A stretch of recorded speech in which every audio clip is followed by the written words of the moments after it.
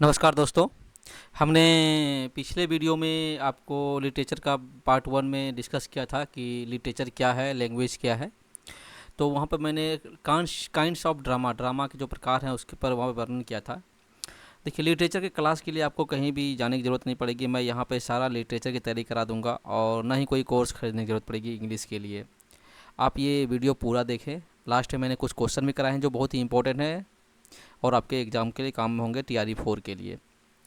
और अगर आप साइट से पढ़ना चाहते हैं तो आप सिर्फ जो है वन वर्ड सब्स्टिट्यूशन, सिनोनिम्स और एंटोनिम्स की तैयारी कर सकते हैं। बाकी सारी चीज़ें मैं यहाँ पे ही करा दूंगा, आपको कहीं जाने की ज़रूरत नहीं पड़ेगी। आप चैनल पे जुड़े रहें। बहुत बहुत धन्यवाद। चलिए हम अपना पार्ट 2 शुरू करते हैं। ठीक है, हमने यहाँ तक कल डिस्कस किया था, मेरा पार्ट 1 जाके देख सकते हैं आप लिटरेचर का। अब पार्ट 2 शुरू करते हैं। देखिए, क्लासिकल ड्रामा जो है उसमें क्या, उसको जो थीम होते थे वो रिलीजियस होते थे। ठीक है, वार, लव, इसके बारे में लिखा जाता था। और हीरो जो होते थे उसमें, उस ड्रामा में, वो नोबल होते थे। ठीक है, किंग, प्रिंस वगैरह को हीरो चुना जाता था।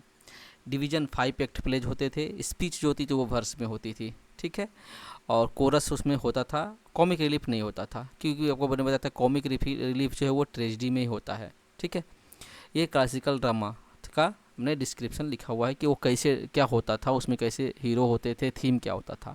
चलिए नेक्स्ट पे चलते हैं।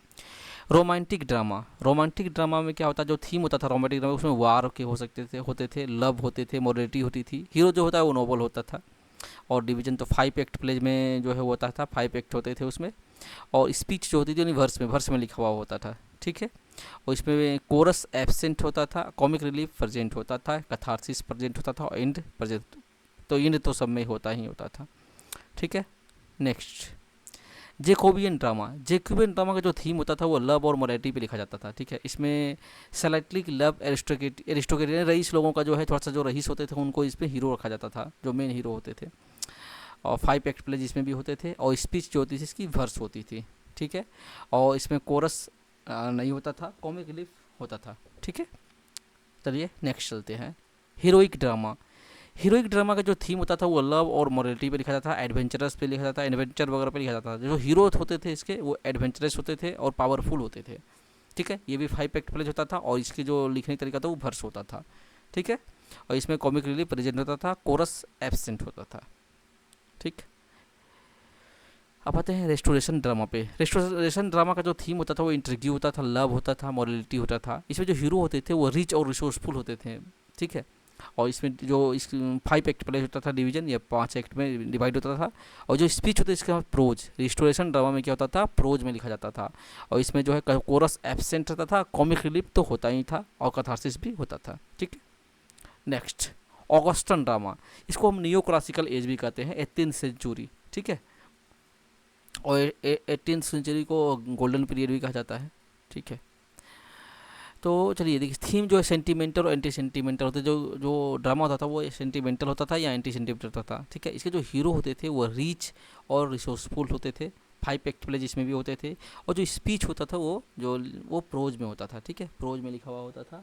और इसमें कोरस एब्सेंट होता था और कॉमिक रिलीफ जो है वो प्रेजेंट रहता था। इंड तो सब में होता है, कथारसिस सब में होता ही है। ठीक है, आइए चलते हैं नेक्स्ट। Romantic revival drama. तो इसमें जो इस ड्रामा में क्या था, थीम जो था इसका लव, एडवेंचर और मोरलिटी। ठीक है, इसमें जो थीम होता था ये तीनों होते थे। हीरो जो है man of extra ordinary merit, जो जो हीरो इसमें चुना जाता था, जो लिखा, जिस पर लिखा जाता था, जो इसके मेन हीरो होते थे वो एक्स्ट्रा ऑर्डनरी होते थे। ठीक है, और 5 एक्ट प्लेज में, लेकिन इसमें क्या होता था, स्पीच जो थी वो वर्स में लिखा जाता था। रोमांटिक रिवाइवल ड्रामा जो होता था वो वर्स में लिखा जाता था। इसमें कोरस एब्सेंट रहता था और कॉमिक रिलीफ क्या होता था, प्रेजेंट रहता था। ठीक है, नेक्स्ट चलते हैं मॉडर्न ड्रामा। तो मॉडर्न ड्रामा में थीम जो सोशल, इकोनॉमिक और इसी यानी कि इसी टाइप के होते थे, आजकल के घरेलू सामाजिक तौर पे लिखे जाते थे। ठीक है, इसमें हॉरर हीरो जो है वो कॉमन पीपल होता था, सामान्य लोग। डिवीजन, इसमें कोई डिवीजन नहीं होता था। ठीक है, स्पीच प्रोज वर्स दोनों में होते थे। होते अभी मॉडर्न तो अभी ही मानेंगे तो प्रोज वर्स दोनों में लिखा जाता है।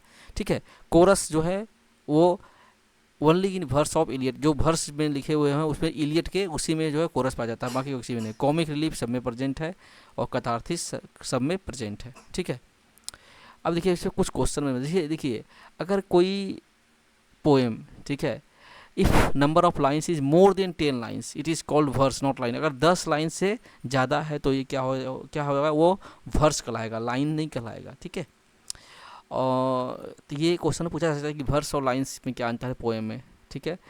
अब देखिए, सोलिलोकी और मोनोलॉग, ये डिफरेंस आ सकता है, बहुत ही इंपॉर्टेंट क्वेश्चन है कि अगर कोई किसी ड्रामा में अगर वो कोई खुद से बात कर रहा है, ठीक है, तो वह सोलिलोकी है, और पोइट्री में जब खुद से बात कर रहा है तो वो क्या है, मोनोलॉग है। एक चीज़ को आप ज़रूर जो है याद रखिए, ये बहुत ही इंपॉर्टेंट क्वेश्चन है, सोलिलोकी और मोनोलॉग, ये पूछा जाता है। देखिए, कथारसिस हमेशा ट्रेजिडी में पाया जाता है, ठीक है, जहाँ पर ट्रेजिडी वहाँ कथारसिस रहता है। 15th सेंचुरी को डार्क एज कहा जाता है। अगर पूछा जाए, क्वेश्चन आता है कि डार्क एज क्या है, 15th सेंचुरी, 16, 17, 18, तो 15th सेंचुरी को डार्क एज कहा जाता है, क्योंकि इस समय कोई भी ड्रामा वगैरह कुछ भी लिखा नहीं गया था, इसलिए इसको डार्क एज कहा जाता है। देखिए, और वार पोइट्री क्या होता है, जो 1914 से 1918 में पहला विश्व युद्ध हुआ था, 1939 से 1945 में दूसरा विश्व युद्ध हुआ था, तो 1914 से लेकर 1939 तक the poetry which is written between world war, हाँ, तो वो क्या वार पोइट्री कहलाता है, ठीक है।